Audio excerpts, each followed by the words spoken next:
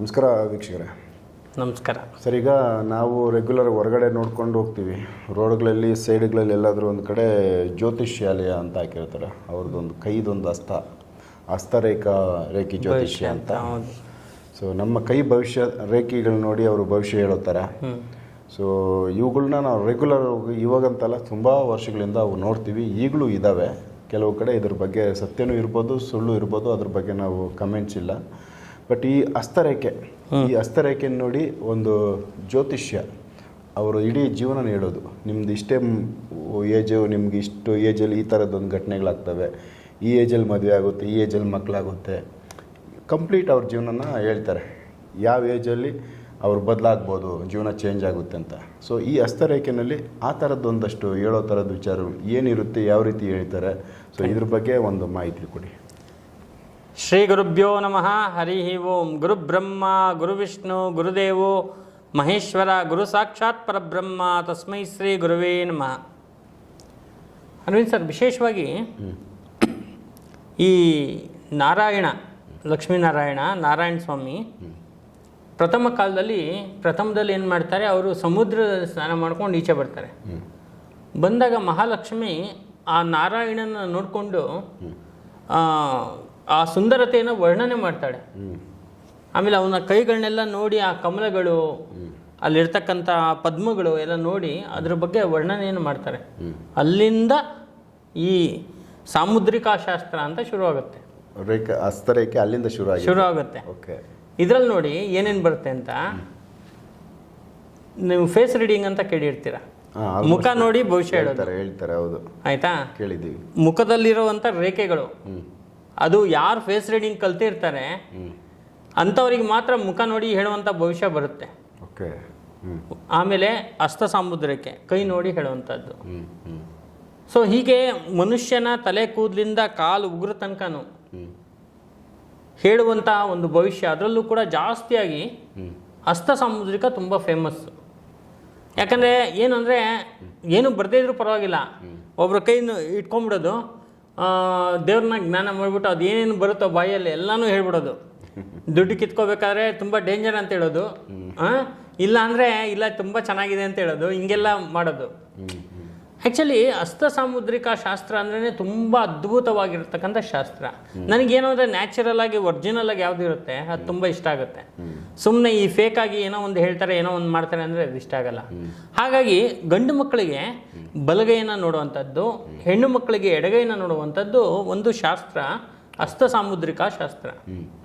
ಈ ಹಸ್ತ ಸಾಮುದ್ರಿಕಾ ಶಾಸ್ತ್ರ ಯಾಕೆ ಇಷ್ಟೊಂದು ಆ್ಯಕ್ಯುರೇಟ್ ಅಂತ ಹೇಳಿದ್ರೆ, ಮನುಷ್ಯನ ಹಣೆ ಬರಹ ಅಂತ ಹೇಳ್ತೀವಿ ನಾವು. ಹೌದು, ಹಣೆ ಬರಹನ ಬರ್ದಿರ್ತಕ್ಕಂಥ ಬ್ರಹ್ಮ ಹಣೆಯಲ್ಲ ಕೈಯಲ್ಲಿ ಬರ್ದಿರ್ತಾನೆ ಬ್ರಹ್ಮ ಹಣೆ ಬರಹ. ಆಯ್ತಾ? ಕೆಲವರು ಒಬ್ರು ರಾಣಿ ಒಬ್ಬ ರಾಜನ್ನ ಪ್ರಶ್ನೆ ಮಾಡ್ತಾಳೆ. ಅಂದ್ರೆ ಆ ರಾಜ ಹಸ್ತ ಸಾಮುದ್ರಿಕೆ ಕಲ್ತಿರ್ತಾನೆ, ಹಸ್ತ ಸಾಮುದ್ರಿಕೆ ತುಂಬಾ ಚೆನ್ನಾಗಿ ಕಲ್ತಿರ್ತಾನೆ ರಾಜ. ರಾಣಿ ಕೇಳ್ತಾಳೆ, ಅಲ್ಲ ಮಹಾರಾಜ, ನೀನು ಹೇಳ್ತೀಯಲ್ಲ ಹಸ್ತ ಸಾಮುದ್ರಿಕಾ ಶಾಸ್ತ್ರ ಅಂತ ಹೇಳ್ಬಿಟ್ಟು, ಕೈ ಇಲ್ದವ್ರಿಗೆ ಹೆಂಗ್ ನೋಡ್ತೀಯ ನೀನು ಅಂತ ಕೇಳ್ತಾಳೆ. ಹೌದು, ಎಲ್ಲಿಂದ ರಾಣಿ ತಮಾಷೆಗೆ ಅಂತ ಕೇಳ್ತಾಳೆ. ಸೀರಿಯಸ್ ಪ್ರಶ್ನೆ. ನೋಡಮ್ಮ, ನೀನು ಕರ್ಕೊಂಬ, ನಾನು ಹೇಳ್ತೀನಿ ಅಂತಾನೆ ರಾಜ. ಕರ್ಕೊಂಬಂದು ಅವನ್ನ ಕೂರಿಸಿದಾಗ ಆ ಎರಡು ಕೈ ಇರಲ್ಲ ಅವನಿಗೆ, ವ್ಯಕ್ತಿಗೆ ಕೂರಿಸ್ತಾನೆ. ಇವನು ಯಾಕೆ ನನ್ನ ಕರ್ಕೊಂಬಂದ್ರು ಇವ್ರು ರಾಜ ರಾಣಿ ಅಂತ ಅವ್ರಿಗೆ ಆಶ್ಚರ್ಯ ಅವನಿಗೆ. ಅವಾಗ ರಾಜ ಏನು ಮಾಡ್ತಾನೆ, ಯಾರು ಕೈ ಹೋಗಿರ್ತಲ್ಲ ಅವನ ಕಾಲುಗಳನ್ನ ತೊಳೆದು ವಿಭೂತಿಯಲ್ಲಿ ಅದ್ದಿ ಅಲ್ಲಿರುವಂಥ ರೇಖೆಗಳನ್ನ ನೋಡ್ತಾನೆ. ಕಾಲಲ್ಲಿ ಇರ್ತಕ್ಕಂಥ ರೇಖೆಗಳು ಕೈಯಲ್ಲಿ ಹೆಂಗಿರುತ್ತೋ ಹಂಗೆ ಕಾಲಲ್ಲೂ ಕೂಡ ರೇಖೆಗಳಿರುತ್ತೆ, ಕಾಲಿಂದು ರೇಖೆ ಇರುತ್ತೆ. ಆಯ್ತಾ? ಸಾಮುದ್ರಿಕಾ ಶಾಸ್ತ್ರ ಹೇಳೋನ್ಗೆ ಇದೆಲ್ಲ ಪ್ರಶ್ನೆಗಳು ದೊಡ್ಡ ವಿಷಯ ಅಲ್ಲ. ಈಗ ನಾವು ಸುಮಾರು ಏನಿಲ್ಲ ಅಂದ್ರೆ 1,000 ಮೇಲೆ ಕೈಗಳನ್ನ ನೋಡಿದೀವಿ, ಫೇಸ್ ರೀಡಿಂಗ್ ಮಾಡಿದೀವಿ, ಎಲ್ಲ ಮಾಡಿದೀವಿ. ಆದ್ರೆ ಈ ಸಾಮುದ್ರಿಕಾ ಶಾಸ್ತ್ರ ಯಾರು ಕಲ್ತಿರ್ತಾರಲ್ಲ ಅವ್ರಿಗೆ ಇಂಥ ವ್ಯಕ್ತಿ, ಇದು ಒಂಥರ ಸೈಕಾಲಜಿ. ಇದು ಈ ವ್ಯಕ್ತಿ ಹಿಂಗೆ ಇದ್ದಾನೆ, ಹಿಂಗೆ ಇರ್ತಾನೆ ಅನ್ನೋದನ್ನ ಪ್ರತಿಯೊಂದನ್ನು ಹೇಳುವಂತ ಒಂದು ಅದ್ಭುತವಾದ ಶಾಸ್ತ್ರ ಇದು. ಅದರಲ್ಲಿ ಏನಾಗುತ್ತೆ ಅಂತ ಹೇಳಿದ್ರೆ ನೋಡಿ, ವಿವಾಹದಿಂದ ಹಿಡಿದು ಪ್ರತಿಯೊಂದು ಕೂಡ ಕೈಯಲ್ಲಿ ಬ್ರಹ್ಮ ಫಸ್ಟೇ ಪ್ರಿಂಟ್ ಮಾಡಿ ಕಳಿಸ್ಬಿಟ್ಟಿರ್ತಾನೆ. ಆದ್ರೆ ಅದು ನೋಡಕ್ಕೆ ಕರೆಕ್ಟ್ ಆಗಿ ಬರಬೇಕು. ಹಸ್ತ ಸಾಮುದ್ರಿಕ ಮಾತ್ರ ವಿಚಾರ ಗೊತ್ತಾಗುತ್ತೆ. ಹೌದೌದು, ಖಂಡಿತವಾಗ್ಲು. ನೋಡಿ, ಈಗ ನಾವು ಬೆಳ್ಳುಗಳಲ್ಲಿ ಶಂಖ ಚಕ್ರಗಳಿದೆ, ಶಂಖ ಚಕ್ರ. ಹಿಂಗ್ ನೋಡ್ಬಿಟ್ಟು ಚಕ್ರ ಇದೆ ನಿನ್ಗೆ, ನೀನ್ ರಾಜ ಆಗ್ತೀಯ ಅಂದ್ರೆ ಅದು ಸುಳ್ಳಾಗತ್ತೆ. ಯಾಕಂದ್ರೆ ಚಕ್ರ ಸೀದಾನೂ ಇರುತ್ತೆ, ಉಲ್ಟಾನೂ ಇರುತ್ತೆ. ಸವ್ಯ ಅಪಸವ್ಯ ಅಂತ ಹೇಳ್ತೀವಿ. ಉಲ್ಟಾ ಚಕ್ರನೂ ಇರುತ್ತೆ, ಸೀದಾ ಚಕ್ರನೂ ಇರುತ್ತೆ. ಒಬ್ಬ ಹಸ್ತ ಸಾಮುದ್ರಿಕ ಶಾಸ್ತ್ರದವನು ಇದೆಲ್ಲ ಕರೆಕ್ಟಾಗಿ ಗೊತ್ತಿರಬೇಕು. ಆ ರೇಖೆಗಳು ಹೆಂಗೆ ಹೋಗ್ತಾ ಇದೆ, ರೈಲ್ ಕಂಬಿ ಥರ ಸ್ಟ್ರೈಟಾಗಿ ಹೋಗ್ತಾ ಇದೆಯಾ, ಇಲ್ಲಾಂದ್ರೆ ಮೆಜೆಸ್ಟಿಕ್ಗೋ ಕನಕಪುರಕ್ಕೋ ಎಲ್ಲರೂ ಬಾಗ್ಕೊಂಡು ಹೋಗ್ತಾ ಇದೆಯಾ, ಅಲ್ಲಿ ಯಾರನ್ನ ಅದಕ್ಕೆ ರೇಖೆನ ಕಟ್ ಮಾಡಿದಾರಾ, ಇದೆಲ್ಲಾನು ಅಲ್ಲಲ್ಲಿ ನಮಗೆ ಗೊತ್ತಾಗುತ್ತೆ ಯಾವ್ದು ಏನಾಗಿದೆ ಅಂತ. ಸೊ ಒಂದು ಗಂಡ ಹೆಂಡತಿ ಬಂದಿದ್ರು. ನಾನು ಹೇಳಿದೆ, ನೋಡಿಮ್ಮ ಇವ್ರಿಗೆ 2 ಮದುವೆ ಇದೆ ಅಂತ.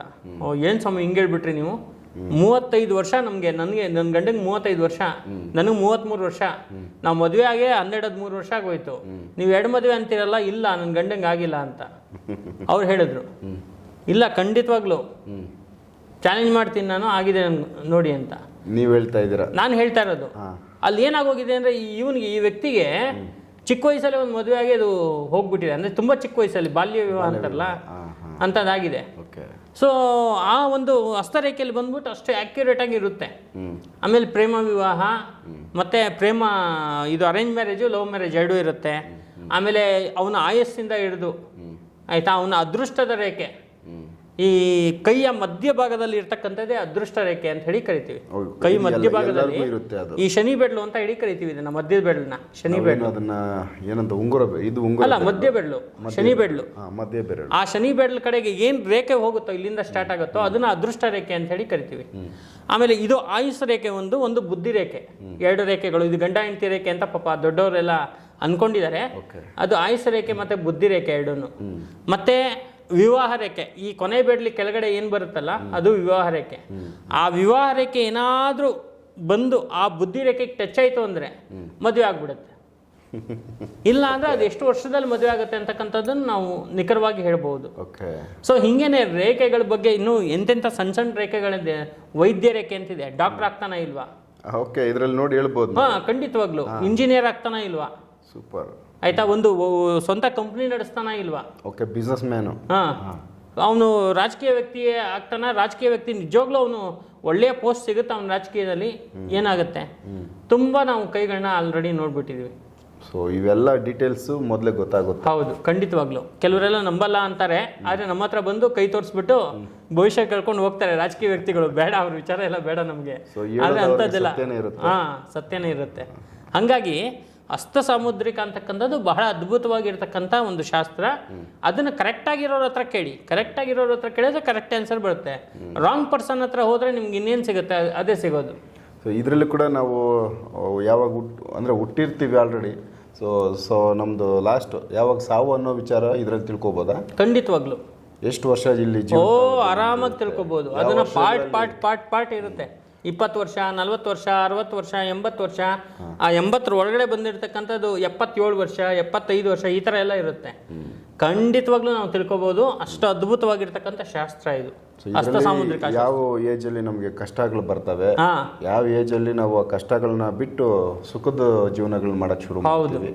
ಸೊ ಇವೆಲ್ಲನೂ ಇವುಗಳ ಮುಖಾಂತರ ಪತ್ತೆ ಆಗುತ್ತೆ. ಖಂಡಿತವಾಗ್ಲೂ ಪತ್ತೆ ಆಗುತ್ತೆ. ಅವನ ಜೀವನದಲ್ಲಿ ಅವನು ಎಷ್ಟು ಹಣ ಸಂಪಾದನೆ ಮಾಡ್ತಾನೆ, ಎಷ್ಟು ಉಳಿಸ್ಕೋತಾನೆ, ಎಷ್ಟು ಲಾಸ್ ಮಾಡ್ತಾನೆ, ಎಷ್ಟನ್ನು ಹಾಳು ಮಾಡ್ತಾನೆ, ಎಲ್ಲನೂ ಕೂಡ ಆ ಧನರೇಖೆ ಅಂತಕ್ಕಂಥದ್ದು ಹೇಳುತ್ತೆ. ಧನರೇಖೆ ಇದೆ ಅದರಲ್ಲಿ. ಈ ರೇಖೆಗಳ ಬಗ್ಗೆ ಒಂದಷ್ಟು ಚಿಕ್ಕದಾಗಿ ಮಾಹಿತಿ ಕೊಡಿ. ಯಾವೆಲ್ಲ ರೇಖೆಗಳು ನಮ್ಮ ನಾವು ಇವಾಗ ಬ್ರೀಫ್ ಆಗಿ ಎಲ್ಲರಿಗೂ ಕಾಣಿಸೋ ಥರ ರೇಖೆಗಳ ಬಗ್ಗೆ ಕೊಡ್ಬೋದು. ಆದರೆ ಸಣ್ಣ ರೇಖೆಗಳು ತುಂಬ ಕಷ್ಟ, ಅದು ಬಂದಾಗ ಮಾತ್ರನೇ ಆಗುತ್ತೆ. ಈಗ ನಾವು ಚಿಕ್ಕದಾಗಿ ಹೇಳ್ಬೇಕು ಅಂದರೆ, ಫಸ್ಟ್ ಸ್ಟಾರ್ಟಿಂಗಿಂದ ಹೇಳ್ಬೇಕು ಅಂದರೆ, ಈ ಕೊನೆ ಬೆಳ್ಳು ಅಂತ ಏನಿದೆಯೋ ಆ ಕೊನೆ ಬೆಳ್ಳು ಕೆಳಗಡೆ ಇರತಕ್ಕಂಥದ್ದು ಬುಧ ಪರ್ವ ಅಂತ ಹೇಳ್ತೀವಿ. ಅಂದರೆ ಬುಧನ ಬೆಟ್ಟ. ಎರಡನೇದು ಸೂರ್ಯನ ಬೆಡ್ಲದು, ರಿಂಗ್ ಫಿಂಗರ್. ರಿಂಗ್ ಹಾಕೊಳ್ತೀವಲ್ಲ ಉಂಗುರ, ರಿಂಗ್ ಫಿಂಗರ್. ಅದರ ಕೆಳಗಡೆ ಇರ್ತಕ್ಕಂಥದ್ದು ಸೂರ್ಯನ ಪರ್ವ, ಅಂದ್ರೆ ಸೂರ್ಯನ ಬೆಟ್ಟ. ಮಧ್ಯದ್ದು ಶನಿ ಬೆಡ್ಲು, ಶನಿ ಬೆಟ್ಟ. ಗುರು ಬೆಡ್ಲು, ಗುರು ಬೆಟ್ಟ. ಶುಕ್ರನ ಬೆಡ್ಲು, ಈ ಬೆಡ್ಲು ಏನ್ ಕಿಂಗ್ ಅಂತ ಹೇಳ್ತೀವಿ ನಾವು, ಹಿಂಗ್ ತೋರಿಸ್ತೀವಿ ತಮ್ಮ. ಆ ತಮ್ಮ ಕೆಳಗಡೆ ಇರೋದು ಶುಕ್ರನ ಒಂದು ಇದು. ಸೊ ಈ ಪರ್ವಗಳು, ಈ ಬೆಟ್ಟಗಳು ಯಾವುದು ಉಬ್ಬಿರುತ್ತೋ, ಬೆಟ್ಟಗಳು ಯಾವುದು ಜಾಸ್ತಿಯಾಗಿ ಉಬ್ಬಿರುತ್ತೋ ಅಷ್ಟು ಅವರಿಗೆ ಅನುಕೂಲ ಇರುತ್ತೆ ಅಂತ ಅರ್ಥ.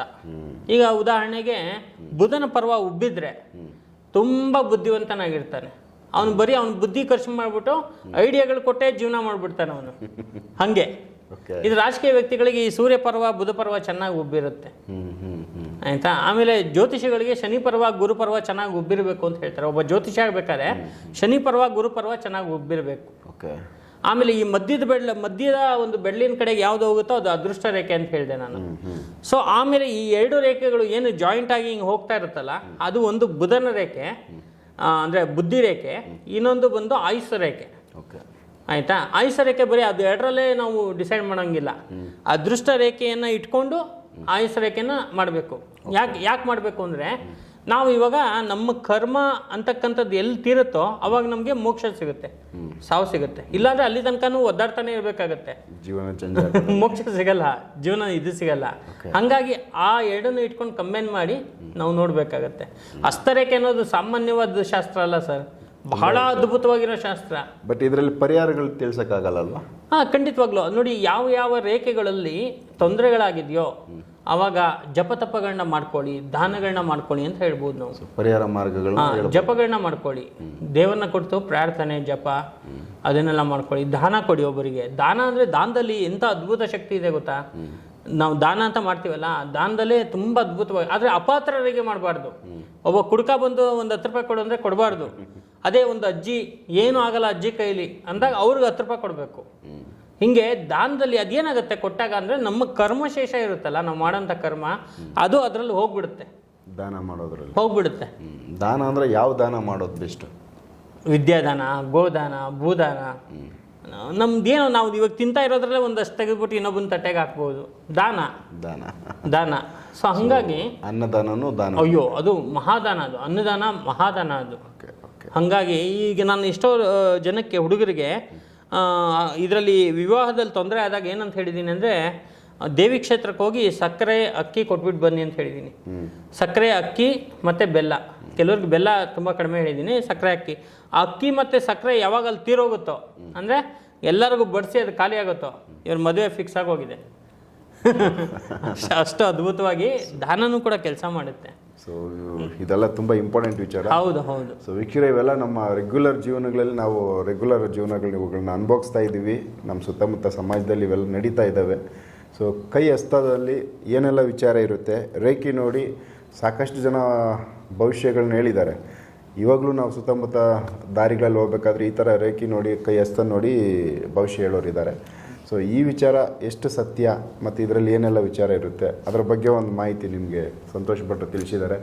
ಸೊ ನೆಕ್ಸ್ಟ್ ಇದೇ ಥರದ್ದು ಇನ್ಫಾರ್ಮೇಷನ್ ಇರೋ ವಿಚಾರಗಳನ್ನ ಬೇರೆ ಮುಂದಿನ ಎಪಿಸೋಡಲ್ಲಿ ನಾನು ಅವ್ರ ಜೊತೆ ಮಾತಾಡ್ತೀನಿ. ಸೊ ಎಪಿಸೋಡ್ ನೋಡ್ತಾ ಹೋಗಿ ಆದಷ್ಟು ವಿಡಿಯೋಗಳನ್ನ ಶೇರ್ ಮಾಡಿ ಅಂತ ಕೇಳ್ಕೊತೀವಿ. ನಮಸ್ಕಾರ.